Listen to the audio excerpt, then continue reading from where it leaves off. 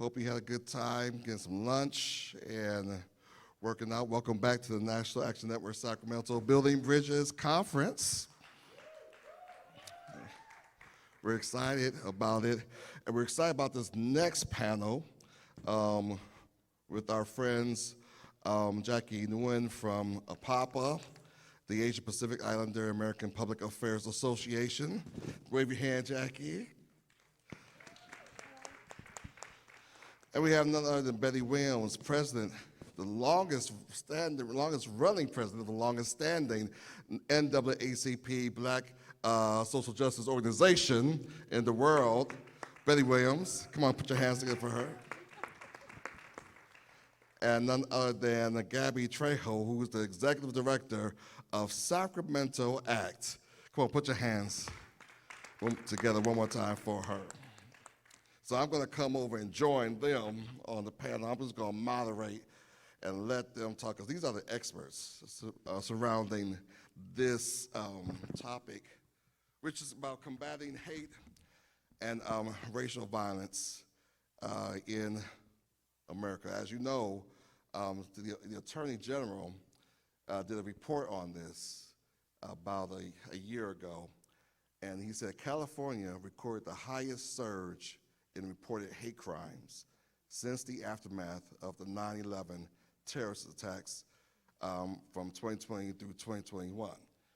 And so he announced the findings of a new California Department of Justice report saying that the number of hate crimes reported in the state went from 1,330 in 2020 to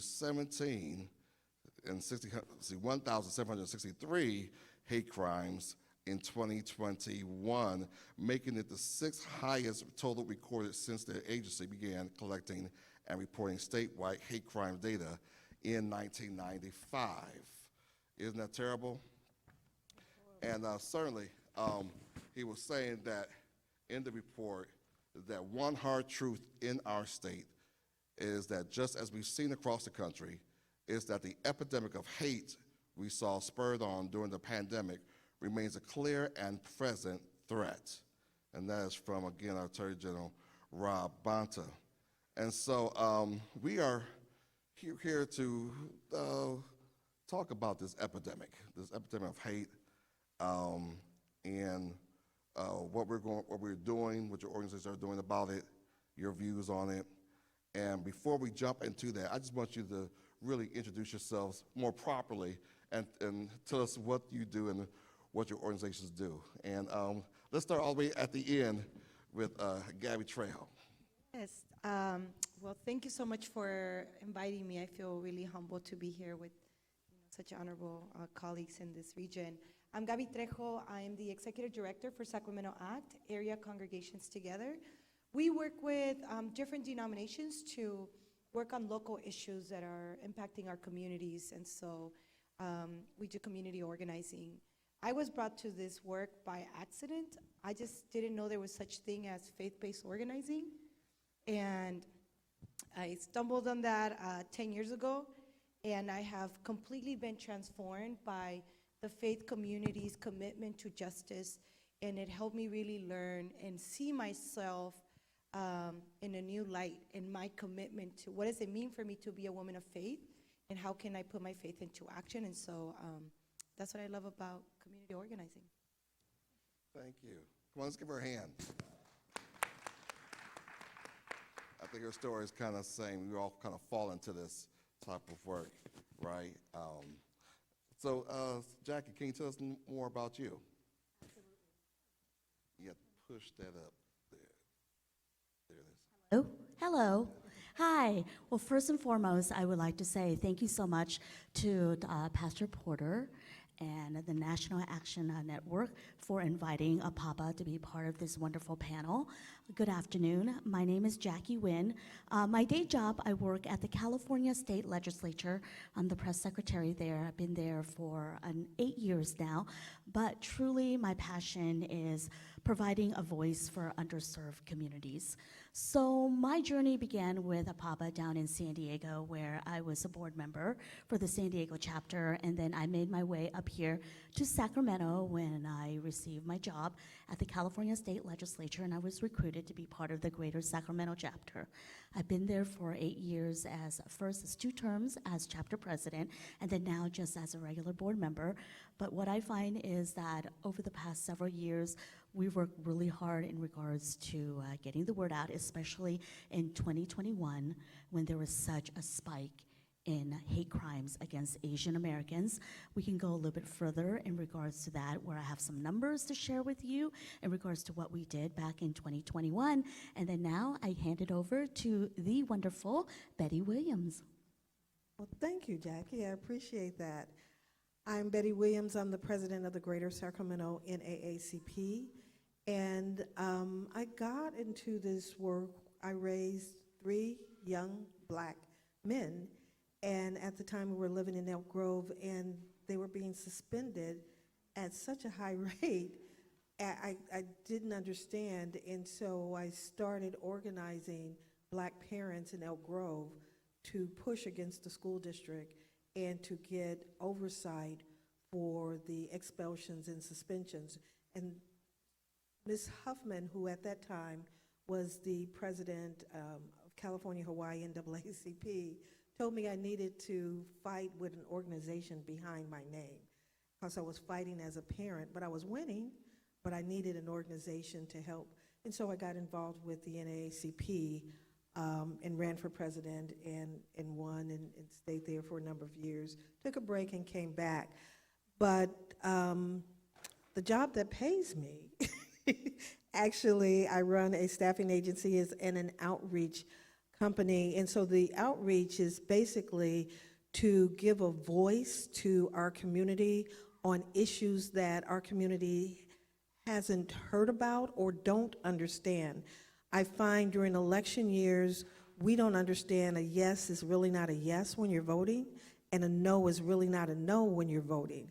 And so I've taken it upon myself to educate and to do outreach statewide on various measures and propositions.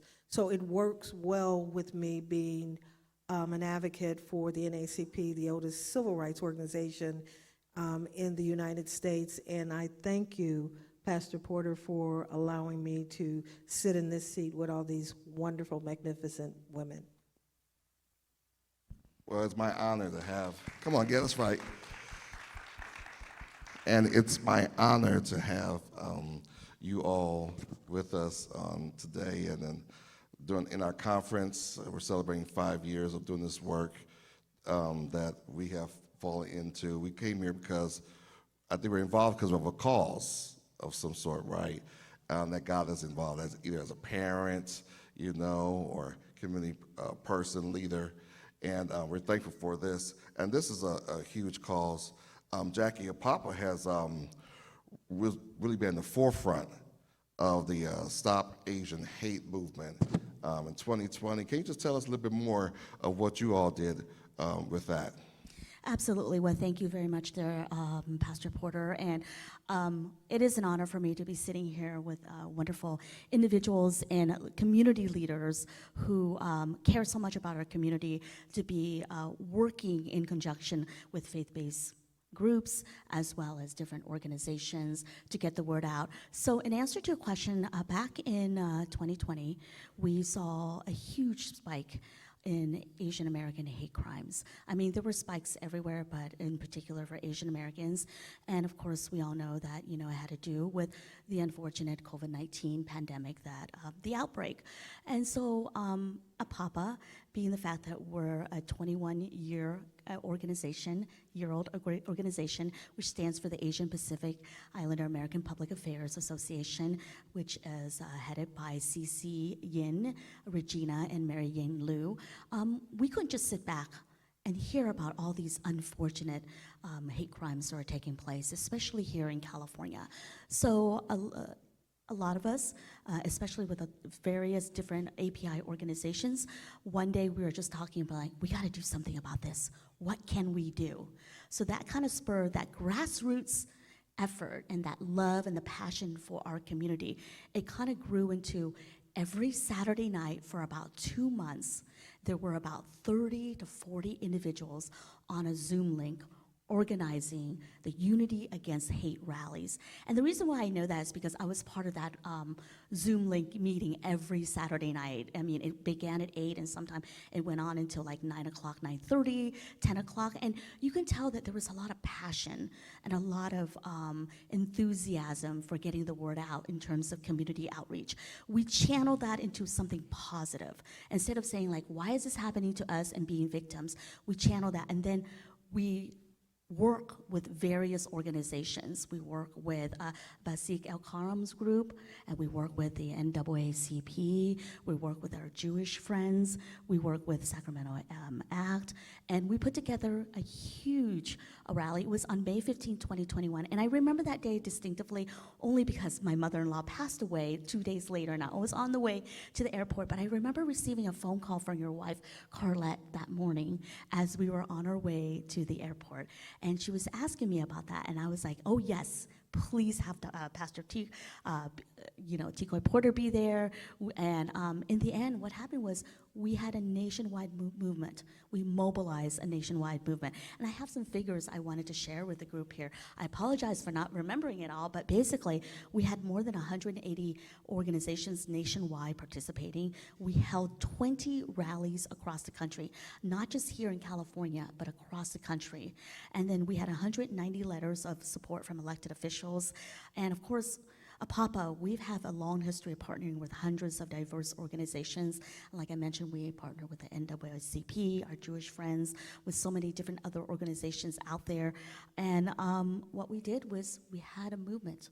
And that day was unbelievable, was seeing the different broadcast news around California, with the television stations covering the Unity Against Hate rallies. We had elected officials, we had community leaders, we had people just coming out to rally and support. And I think the big thing that we walked away from that is together we can unite and we can be a very strong voice. So APAPA is very appreciative of our partnerships with so many different organizations. But thank you, Pastor Porter, for asking that question. Oh yeah, no problem. I remember that Betty actually hit me up and said, you need to get down here. Something big is happening. You need to get down to the Capitol. And I remember rolling down to the Capitol. I mean, you had everybody, even had a gospel choir there. And I was like, hey, what y'all doing here? Yes. What's happening? They was rocking. It was great because I think one of the things we did do was, one of the things we wanted to show was, even though we saw the spike in Asian American hate crimes, we wanted to reunite the different groups together. And so I remember reaching out to the gospel choir. I remember reaching out to so many different organizations to show the diversity of what Sacramento offers. And not only Sacramento, but California, because what happens in California is basically transcends across the country. That's right. That's right. Yeah, and I want to highlight that APAPA, even though your headquarters here is in Sacramento, or Northern California, you are a national organization with 40 chapters across the nation? Correct. Yes, just like as the NAACP has been, with the country for a long period of time. APAPA, I consider ourselves still very young, but yes, we do have 40 chapters across the country, more than 20 here in California, and every day we're just growing. And through partnership with Sacramento ACT, through the partnership with the NAACP, we're able to continue to grow, and we're very grateful for that. Yeah, doing great work. Can you give a hand for APAPA and Jacqui? And so, Betty, you stood at the forefront. I mean, you stood readily with APAPA and for the API community on the Stop Asian Hate movement. You lead one of the oldest Black social justice organizations in the nation. Why is standing with others so important, especially knowing that hate crimes against Black people are the most prevalent You know, we saw a spike in 2020 for the API community, but the same report says that, guess what? Black people lead in the whole hate crime category. So everybody's hating on us. Why are we setting up for somebody else? You know what? Not only did we stand up with APAPA, at the time I was the executive director for the state NAACP.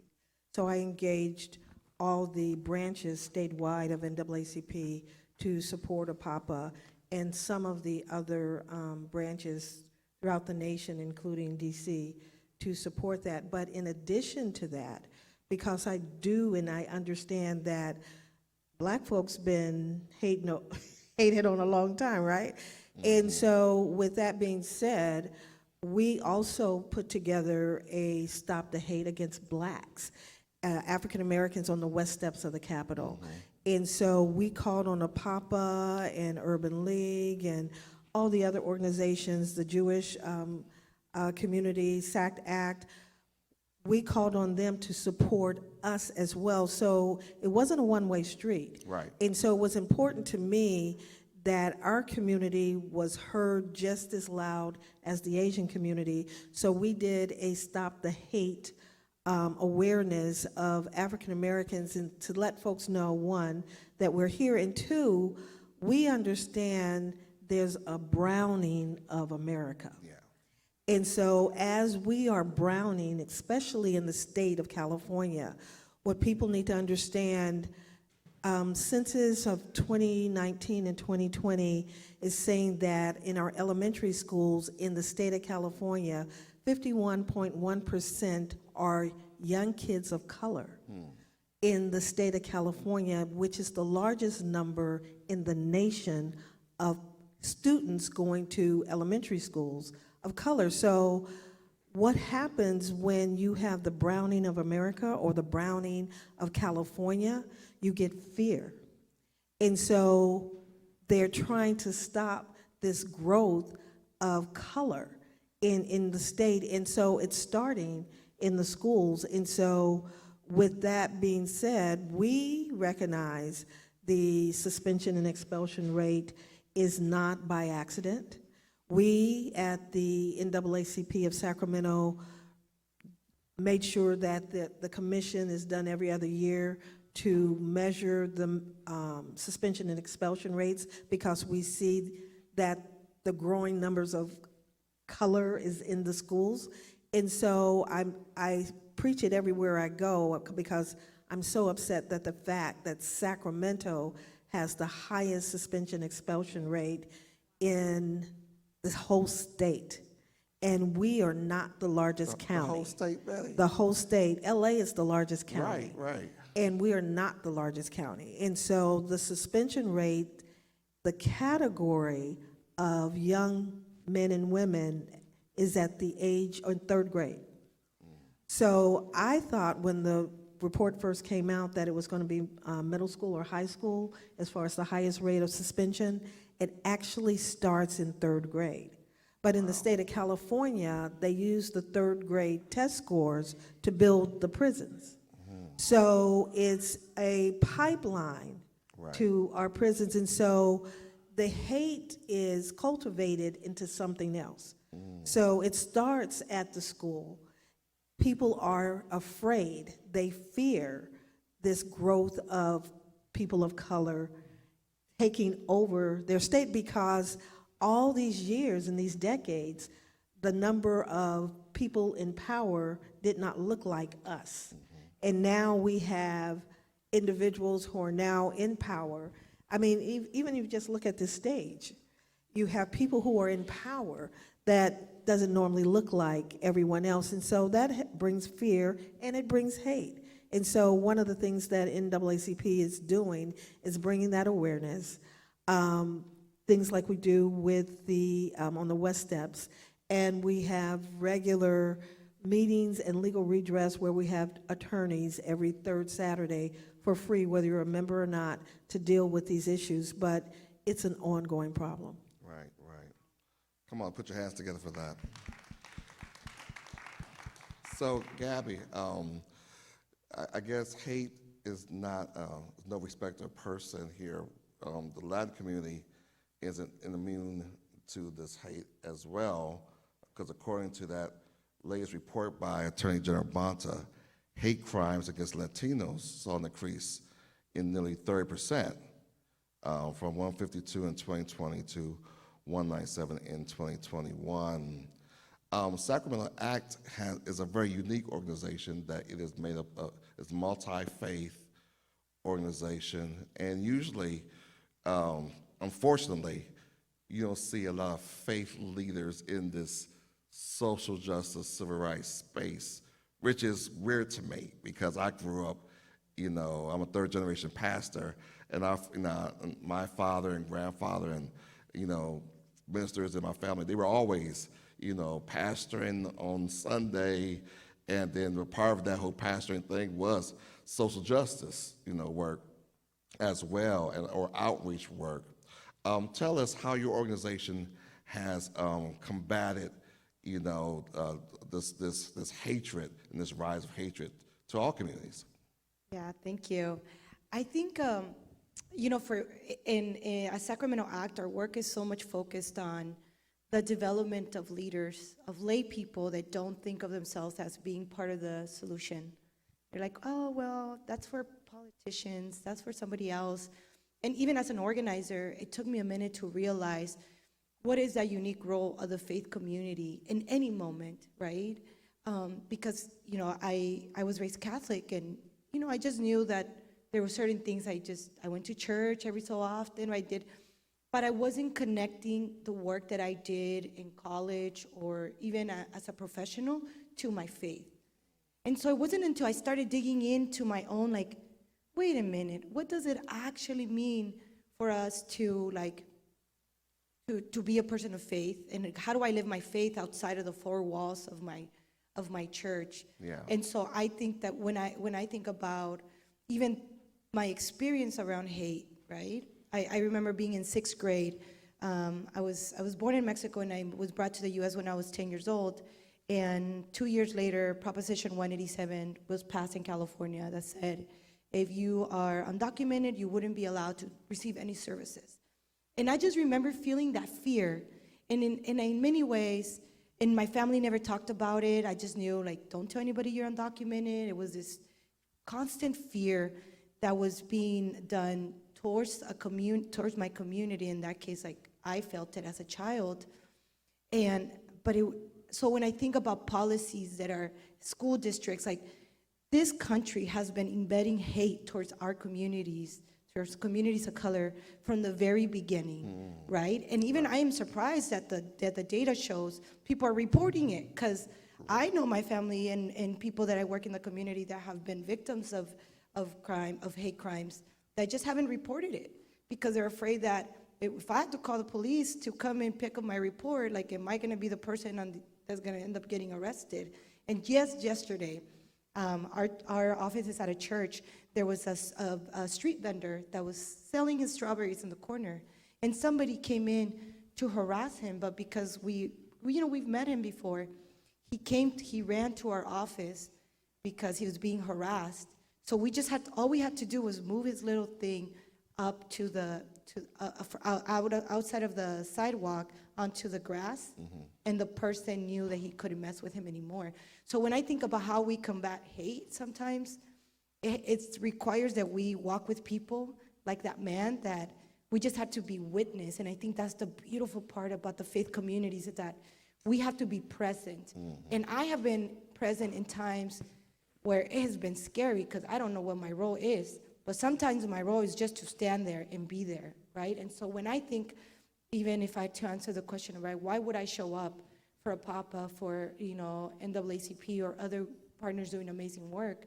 I don't need to know all the details about how they got to the fight they're doing, but I feel super clear that as a faith community, we are called to be our brother's keepers, and that requires being in spaces, witnessing or saying something or passing policies. And so we try to fight it from the within with lay folks to see themselves as active members, that the system has made us believe that you need to have a degree to understand what the changes need to be. And the reality is that, no, if you are the person that is experiencing whatever it is, right, are closest to the pain, then you should be at the decision-making table talking about what are those solutions. And I think that's the beauty about when I think about what we created in Sacramento as a community, is that I think we understand that we all have a unique role to play, and we have trusting relationships where, we know when we need to show up. Right, right. Yeah, come on, let's clap our hands for that. I like what you said about being present. There's in some of the march and rallies, I see signs that say silence is violence, and basically us not speaking up and showing up is as much of a statement as showing up, right? And so it's good for us to show up. It's not something that we can ignore, right? And we can't just go around and say, this is not my problem. Your problem is my problem, right? It's our problem. Hate is a problem, right? It's a problem that we all have to address. Ironically, we are in the beginning of AAPI Heritage Month, and you would think that things are better now, or are they? Where are we, Jacqui, with that? What's from your point of view? Thank you very much for asking that question. Yes, well, as we all know, May is Asian American Heritage Month, where it's an opportunity to highlight the positive contributions of the so many different Asian American communities out there. Japanese, Chinese American, Vietnamese Americans, Hmong, Laotian. And while I see that there have been some positive contributions and recognitions, there's always room for us to grow. I think when you're stagnant, that's when you stop growing as an individual, as a state, as a country, as humanity. And so while we've come a long way, I think there's always more that we can do. In response to what Gabby was saying about the layperson, well, they think like, why should I get involved? I have to share with you that when I started working at the Capitol 8 years ago, I never thought that an immigrant like myself, who's only 4'10", would be able to ever have a job working at the California State Legislature, making an impact in the lives of millions of Californians. I'm not an elected official, but I work for elected officials, and the policies that we implement in California affect all of us. And so when Gabby says the layman's term, the layperson may not want to get involved, that's where we need to get involved, because it's our experience, our passion that really resonates. And in response to what Betty was saying in regards to the hate out there for African Americans and for boys, I think there's an opportunity, always an opportunity for community outreach and education. Turning something from a negative into a positive will gain us so much. So I wanted to respond in regards to that. And yes, May is API Heritage Month, and earlier this week, APAPA held a wonderful event at the California Railroad Museum, and that goes back to our history with Chinese workers helping to build the transcontinental railroad here in California, and the journey, the trek goes all the way to Utah. Yeah, we're privileged to come to that event, and it was great, and we saw everybody there, and so it was a wonderful event there. Absolutely. I mean, there wasn't just Asian Americans, but yes, Pastor Porter and his wife Carlette, and then Betty Williams was there. And I believe, I'm not sure if you were there, Gabby, because I was there for about an hour or so, then I had to get back to work. But it was a great event to be able to see so many individuals come to celebrate and recognize API Month, just like February is, Black History Month. Exactly. So can we get a little deeper?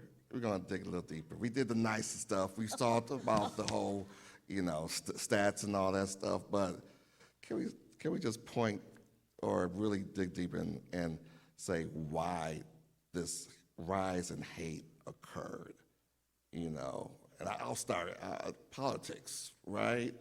You know, we are coming up in 2024 with a vote again, and I think we might be experiencing some trouble if we know who is going to run again. That kind of unlid this. I'm not saying that that person is the reason for it, but they kind of. He is. Okay, all He right. is. Thank you, Betty. I knew it. So the past president of the United States, I truly believe, even though he's not the president now, the seeds that he planted during the Yes. time he was president has continued to grow.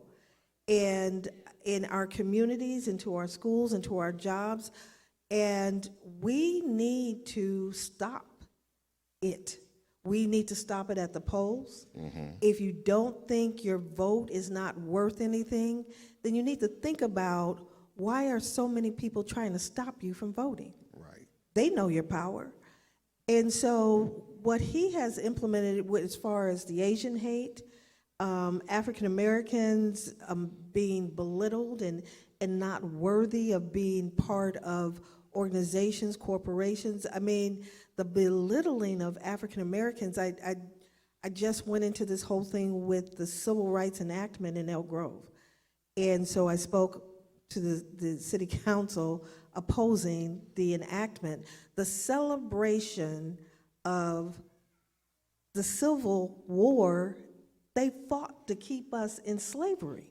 Right. So they're celebrating that this weekend Yeah, I was seeing in Elk that. Grove. I was tripping. I was like, when did we start doing that? Exactly. I live in Elk Grove. I'm like, what?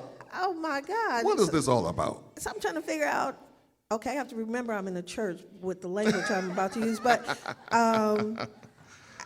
the fact that people feel it's okay. Yeah.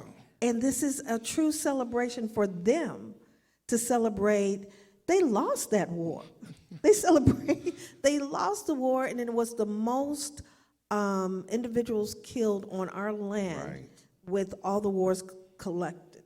And so the fact that we are getting ready for an election and the possibility of two of the same names being on the ballot, we better watch out, because Yeah. we can't afford for this ignorance to continue in our nation.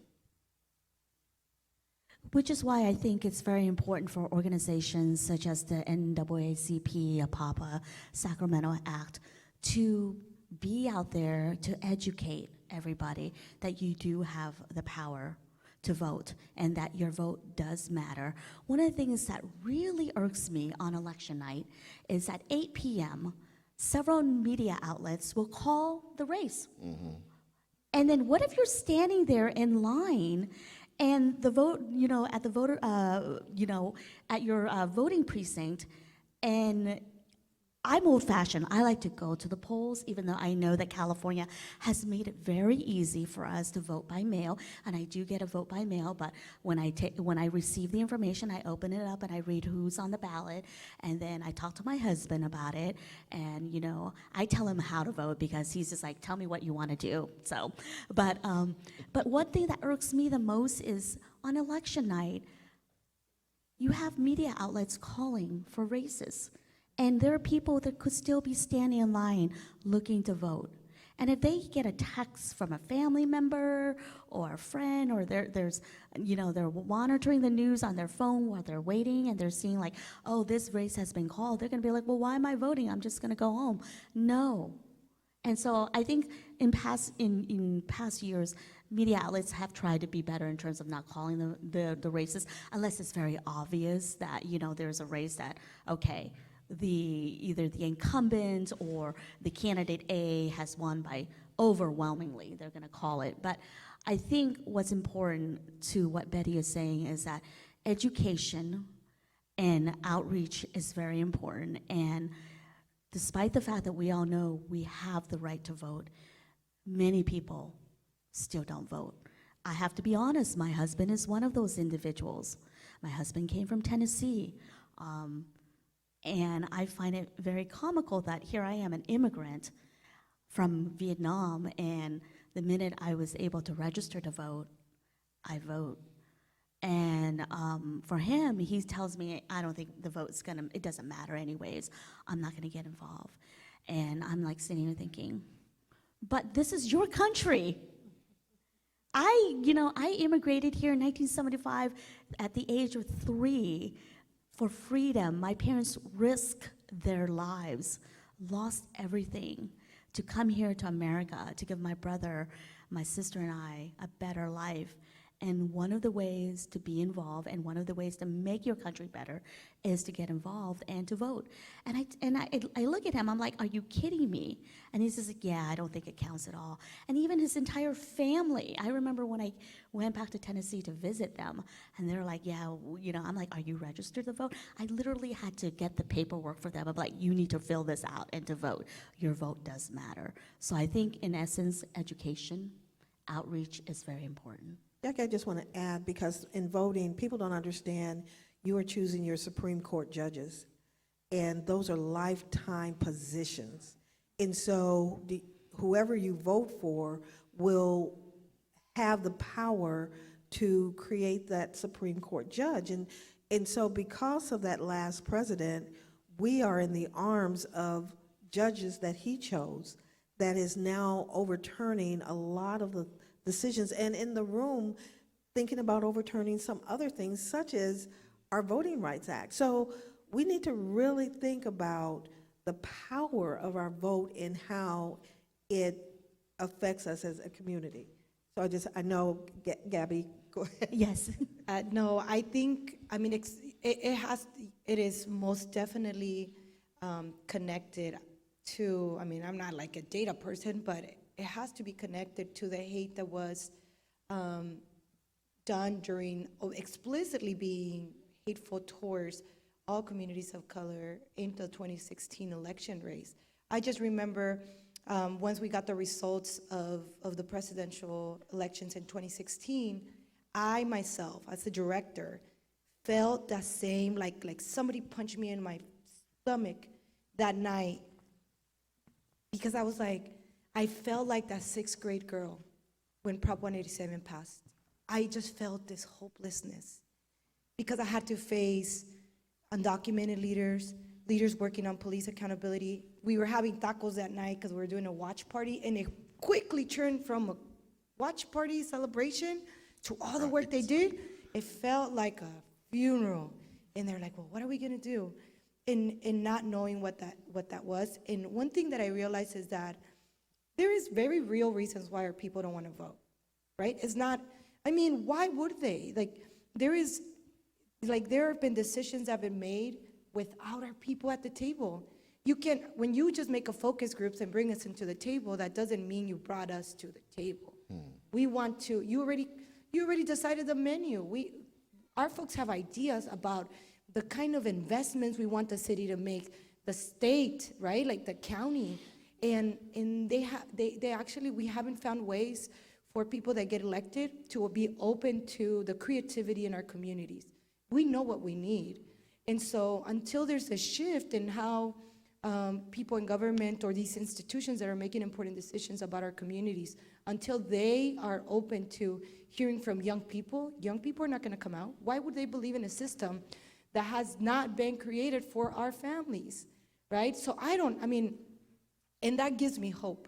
It gives me hope because I think it's pushing our organization to be more creative about how we talk about elections, right? And what I mean by that is that sometimes folks just think, they think power comes from federal government all the way down. But some of the things that the parents and young people tell us they care about are very local things, So it's like your school board member makes decisions about, they could be asking questions about the suspension rates. That we just met with a group of parents here in Sacramento. I was telling Betty during lunch, who a school not too far from here, where the parents have been buying toilet paper and hand soap for the campus. That should be unacceptable in Sacramento in 2023. But we can do something about that. I don't know if we can do something about the presidential thing, but we can do something about whether a school district decides to hire someone for that school and for the other schools, whether our schools look clean, whether our schools are safe. We can do something about how someone that wants our vote, how are you going to talk about police accountability? What are you going to do? How are you going to do something different for our communities? And until our communities feel free to ask those questions, to say, that should be at the table before you cast your vote. And if somebody doesn't answer, then they shouldn't deserve your vote, right? But it's this empowerment that I realize it's hard to feel empowered when there's not a lot of evidence that people are listening to the needs that you have, whether it's housing, whether it's anything, right? And so, and when 2016, at the beginning of 2016, I was sitting with a group of partners in the ecosystem. They're like, oh, there's no way this person's gonna win. And I was sitting there going like, really? I mean, I guess you've been in this business longer than me. And people really didn't believe that something crazy, someone talking crazy like that could win. So if that person could win, that means that our crazy ideas about universal income, about, reparations, those things can happen. Right? So it's like giving the imagination, and voting is one, but there's a ton of other things. Accountability, also part of our vote, and holding them accountable, even if we didn't vote for them. Right. So, may I interject of there, course, Pastor yes. Porter? So, Gabby, I think you brought up a very good point in regards to the people that you empower and put into positions, such as the school board members that you're mentioning. Just remember that all politics is local, and that we, the people, decide who we put into that position. So the person that you've endorsed, supported, liked, shared with family and friends to tell them that, hey, vote for this person, and they're not doing what they promise, then you also have the power to get them out of office. If you feel that they're not doing to help you, for a good example is affordability is a huge problem right now for us underserved communities, for social economic communities. And so affordability is a huge issue. So what's being done? What are the type of policies that are out there that are not helping us in regards to affordability? We also have to think about these type of things too. The policies that are enacted from Sacramento, they trickle down to our local level politics. Oh, yeah, most definitely.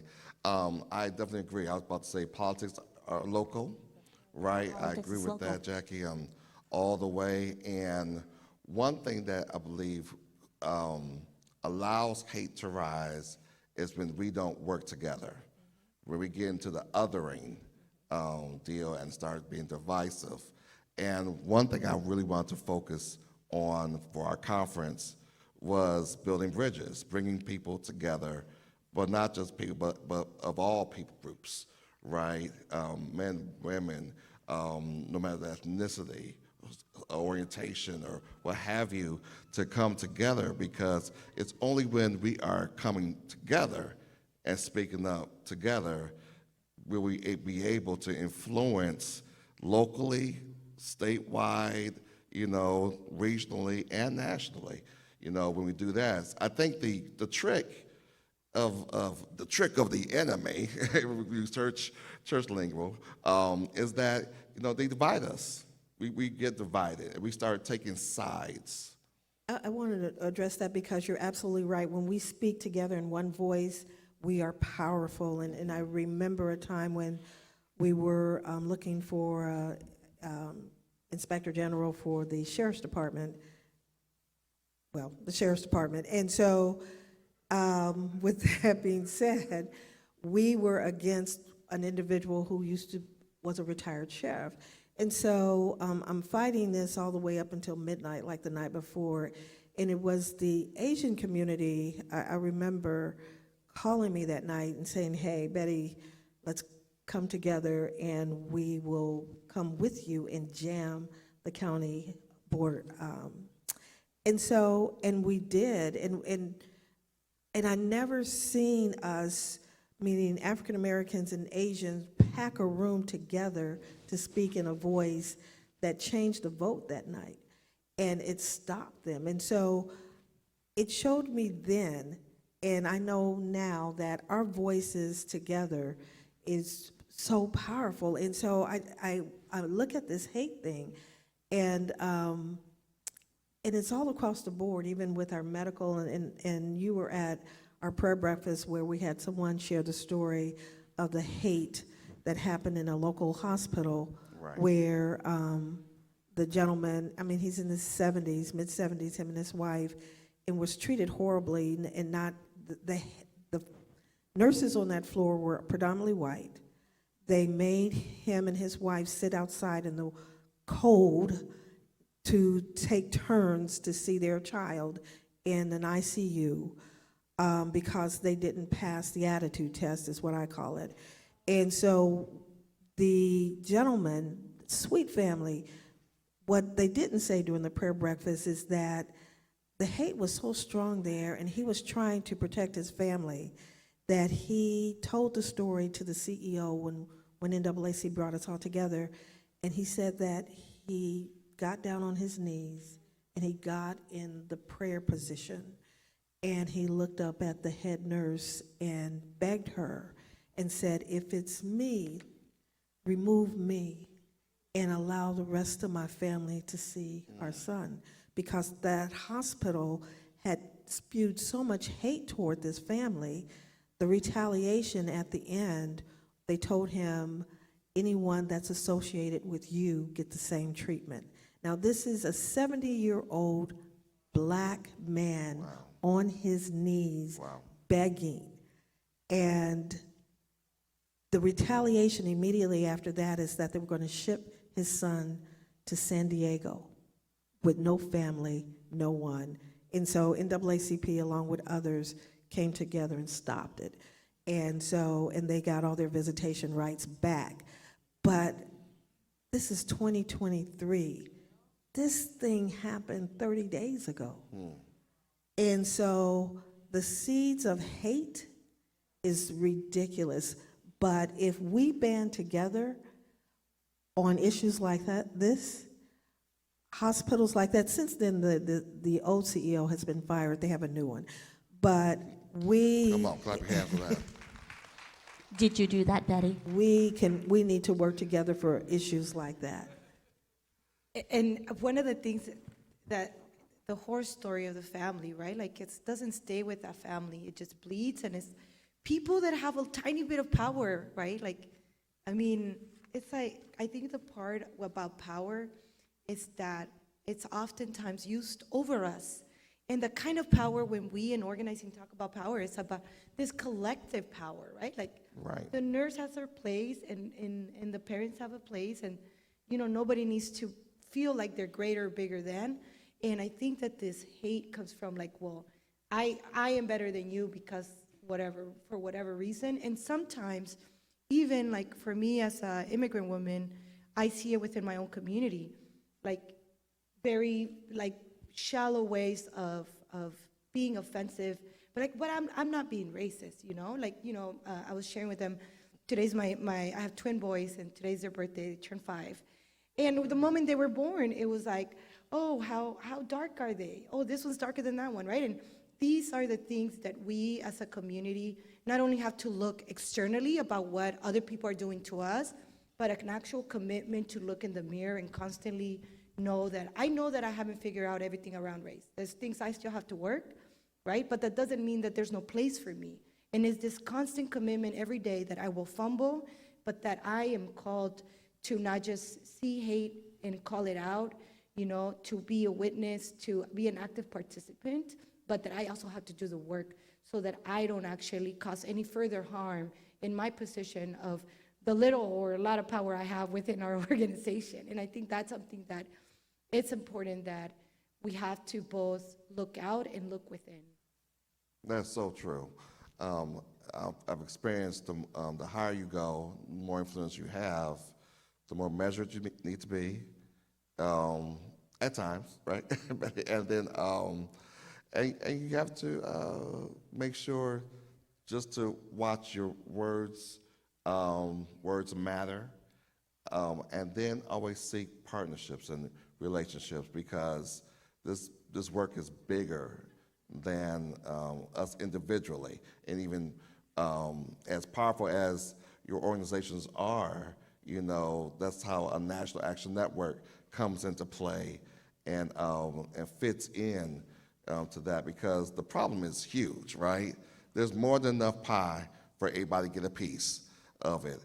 And it's bad to say, but then also there is also the positive piece of there's ways to work together in this, you know. And so as we close this panel and this topic down, first let's thank them, right?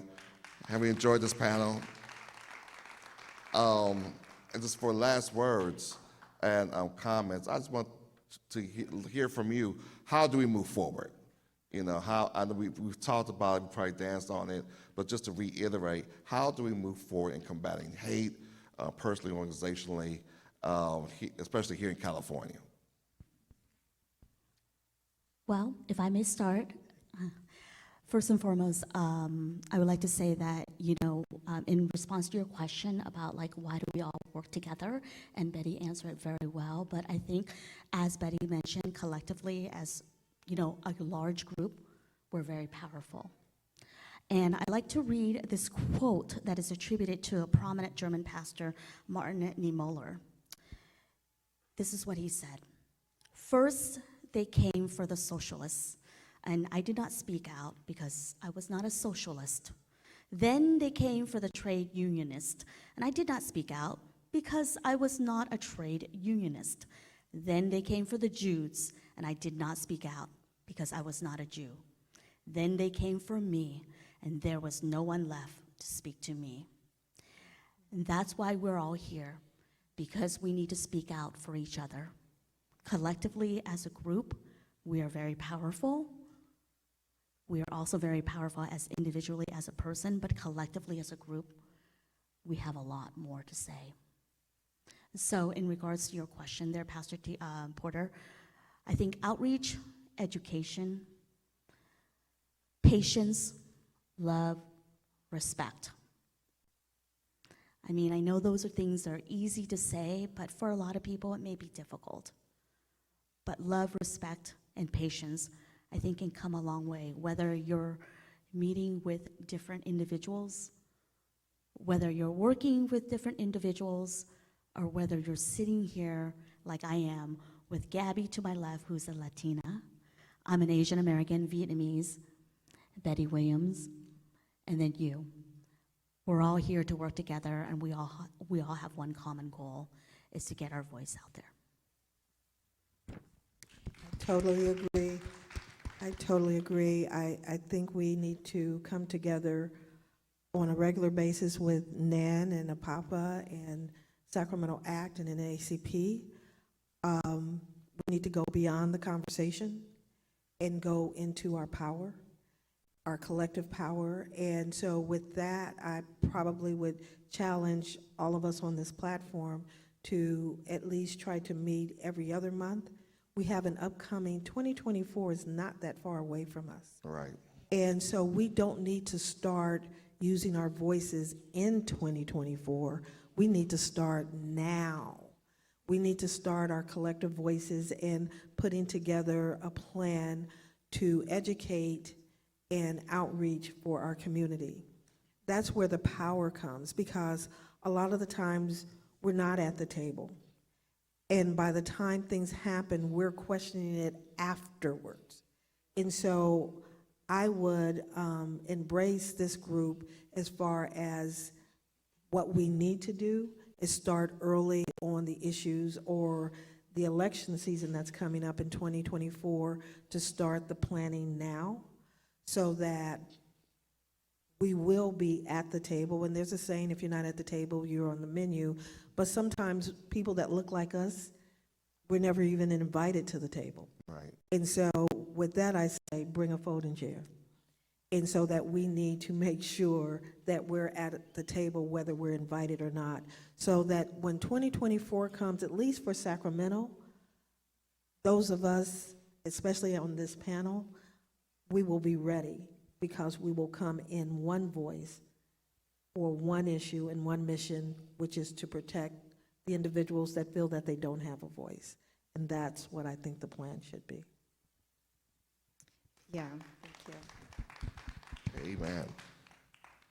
I'll make space in my calendar to be with you all anytime, for sure. I think it's kind of moving from the showing up for each other, but actually co-conspiring and strategizing together. I mean, big corporations do that, right, all the time. And I think, you know, as a faith community and as a woman of faith, I'm always just reminded, like I think our Muslim brothers and sisters always talk about how if you see an injustice, right, to do something about it, and if you can't do anything about it, then we should say something about it. And if we can't say something about it, we should like use our prayer and speak against it, right? And I think for us, for me, at least when I think about what's next, is to continually put our faith into action. We are called, no matter your faith tradition, to take care of others, of the least of these. And so when we witness hate, of course, do it safely. I don't want anybody to get in trouble, right? But to at least be and stand with other people is the easiest thing we can do, even if it's just hearing them, right? Trying to figure out what are the resources for them. And then I think thinking long-term, how do you as an individual, there's a role for you, right? They can join your organization and, you know, get that wonderful pin, right? Register and be an active participant. It's like, you don't have to be the person doing all the press conference, but there's a role for you. And no matter where in your community, there's a role for you. We need you. And we need you to go get more people, because what we are up against when we think about building a healthy and thriving community, we need way more people, because our communities may not come with a lot of money, but we have votes, right? We can also vote with our pocket because we buy gas, we pay rent. There's different ways that we can engage as a community. And I just hope that you all bring the hope that you have for your communities as you get engaged at the local level. Wonderful. Well, I need you to put your hands together for this panel. Gabby Trejo, Sacramento ACT, Jacqui Nguyen of APAPA, and Betty Williams of the Greater Sacramento NAACP. Come on, clap your hands one more time for them.